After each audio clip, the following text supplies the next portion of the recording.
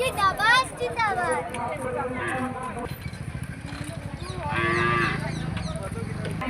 সাধারণ ধর্মঘট পালন করুন। সহায়ক মূল্যের দাবিতে আগামী সাধারণ ধর্মঘট পালন করুন।